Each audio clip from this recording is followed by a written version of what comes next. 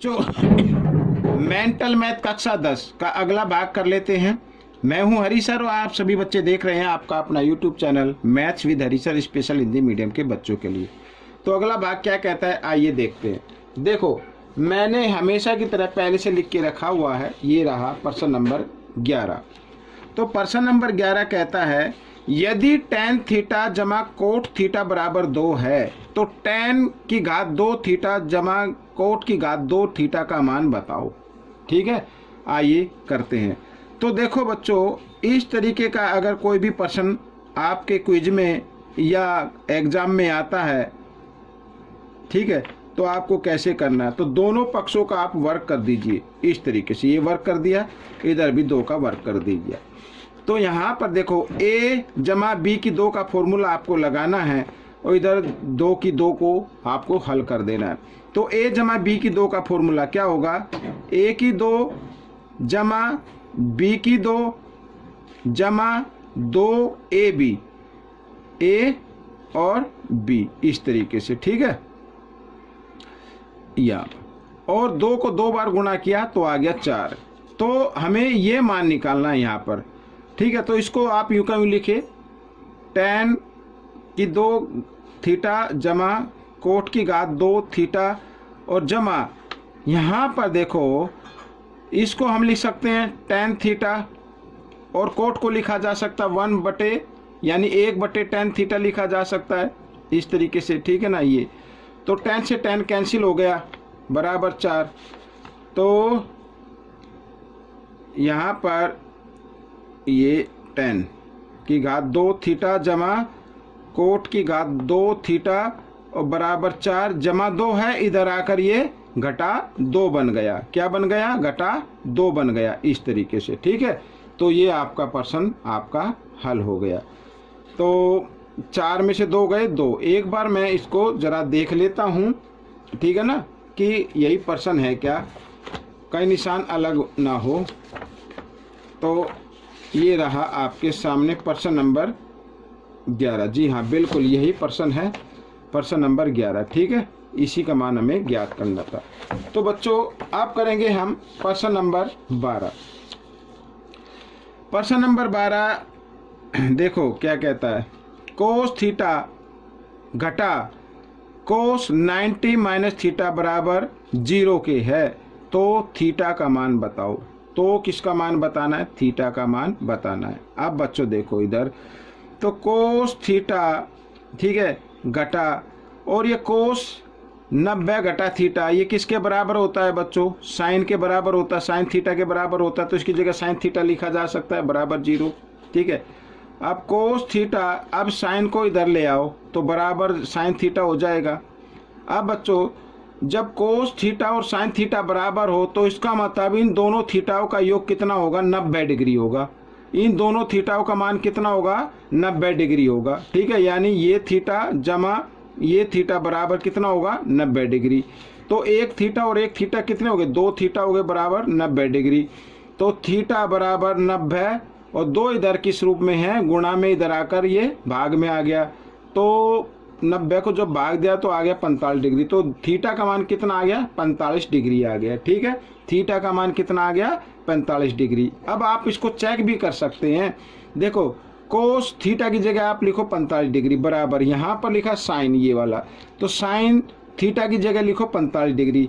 अब कोस 45 डिग्री का मान होता है 1 बटे वर्गमूल 2 और यहाँ भी साइन 45 का मान होता है 1 बटे वर्गमूल 2। तो दोनों का मान बराबर आ गया, तो इसका मतलब थीटा का मान कितना होगा, 45 होगा। तो ये प्रश्न आपका हल हो गया।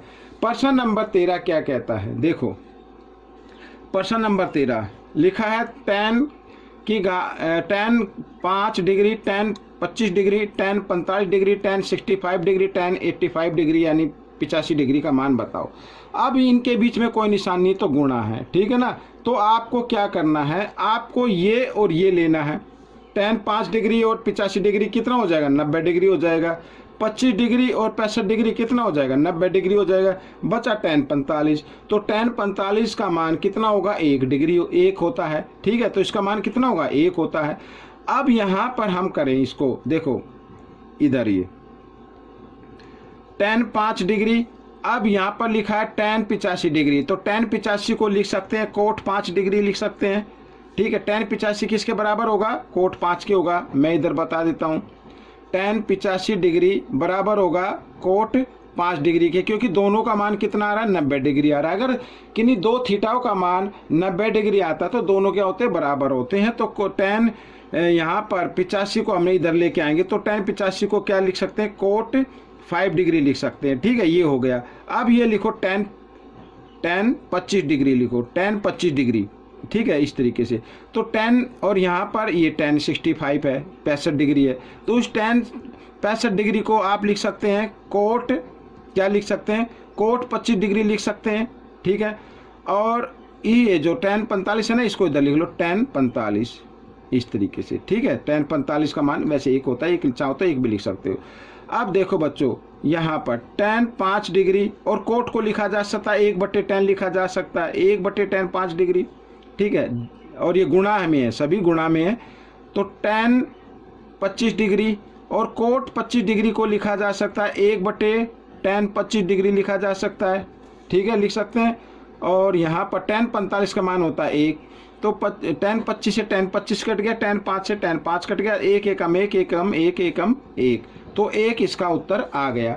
तो ये प्रश्न आपका हल हो गया। बहुत ही आसान है बच्चों। आइए करते हैं प्रश्न नंबर 14। ये रहा प्रश्न नंबर 14 आपके सामने। ठीक है, प्रश्न नंबर 14 क्या कहता है? देखो, न्यून कोण थीटा का मान बताओ।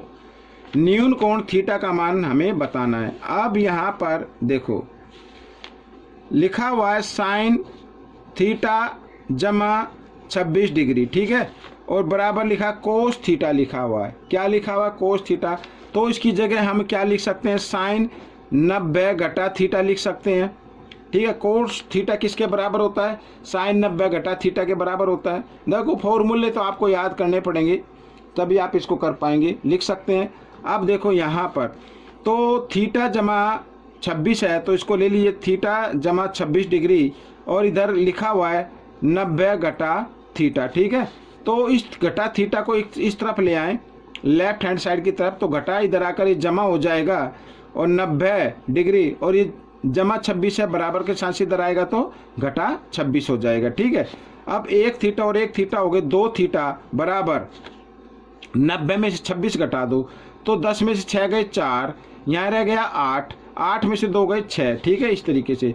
तो थीटा का मान निकालना है 64/2, इधर गुणा में, इधर आकर भाग में आ गया, 2 से इसको भाग दिया तो 2 तिया 6, 2 दूनी 4, तो थीटा का मान आ गया 32 डिग्री आ गया। तो ये आपका आंसर निकल गया। ठीक है, बहुत ही आसान था। आइए बच्चों करते हैं प्रश्न नंबर 15। ठीक है, प्रश्न नंबर 15 क्या कहता है? देखो, प्रश्न नंबर 15, साइन की घात 2 1 डिग्री जमा साइन की घात 2 5 डिग्री जमा साइन की घात 2 9 डिग्री, और ऐसे ही संख्या चलती जाती है, और आखिरी पद दिया हुआ है साइन की 2 घटा 89 डिग्री। तो बच्चों हमने इसमें देखा, पहले क्वेश्चन में तो गुणा का निशान था, कोई निशान नहीं था, तो गुणा का निशान होता है। इसमें क्या जमा का निशान है।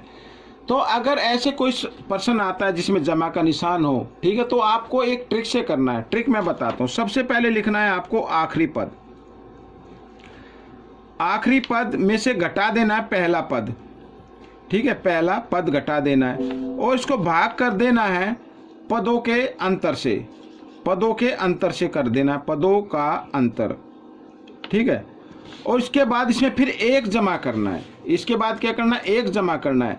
अब जो नंबर आएगा, जो भी नंबर आएगा, उसको फिर 2 से भाग कर देना है, तो आपका उत्तर आ जाएगा। ठीक है, आप चाहे तो इसको एक्सप्लेन करके भी कर सकते हैं, बहुत ही आसान है। ठीक है, साइन 1 और साइन 89 ऐसे इन दोनों को लेके कर सकते हैं, तो उसका आपको आंसर आ जाएगा। लेकिन मेंटल मैथ है तो आपको जल्दी से करना है। आइए करना शुरू करते हैं। देखो, आखिरी पद है 89 घटा पहला पद है 1, पदों का अंतर है 4, और इसमें जमा कर देना 1। ठीक है, आइए तो आगे कर लेते हैं। तो 89 में से 1 घटाएंगे 88, 88/4, और इसमें जमा कर देना 1, 4 से इसको भाग करते हैं, 4 एकम 4, 4 दूनी 8, 4 दूनी 8, तो 22 जमा 1, तो 22 जमा 1 हो गया 23। अब ये संख्या आ गई, यानी 23 को 2 से कर देना भाग। ठीक है, ये आपका उत्तर आ गया। आप चाहे तो इसको मिश्र संख्या में लिख सकते हैं। ठीक है, 23 को आपको 2 से भाग कर देना है, तो 2 एकम 2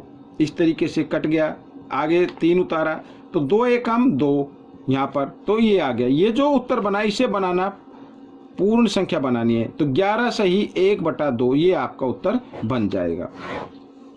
तो ये प्रश्न आपका हल हो गया। तो बच्चों फिर वही बात कहता हूँ, कोई भी टीचर आपको पढ़ाता है, कोई भी वीडियो आप देखते हैं, वीडियो देखने से या टीचर के पढ़ाने से आपके अच्छे मार्क्स नहीं आएंगे जब तक कि आप अपनी प्रैक्टिस खुद ना करें। ठीक है, टीचर से सीखें, वीडियो देख के सीखें और उस पर्सन की प्रैक्टिस कीजिए ज़्यादा से ज़्यादा। अपने दोस्तों को बताएं, ठीक है ना, आस पड़ोस में कोई भी बच्चा उसको बताएं जो आपकी क्लास में पढ़ता हो या आपकी क्लास में हो, या 9th क्लास में हो, 10th क्लास में, जो भी क्लास में हो, उसको आप बताएं अगर ये पर्सन आपका आता है। तो इस तरीके से आपकी प्रैक्टिस भी हो जाएगी और आपके अच्छे मार्क्स आ जाएंगे। तो आप अगर अच्छे मार्क्स लेना चाहते हैं, अच्छी रैंक लेना चाहते हैं, तो बच्चों दूसरों को बताना शुरू करें, पढ़ाना शुरू करें या खुद प्रैक्टिस करें। ठीक है, मिलेंगे अगले भाग में, तब तक के लिए धन्यवाद।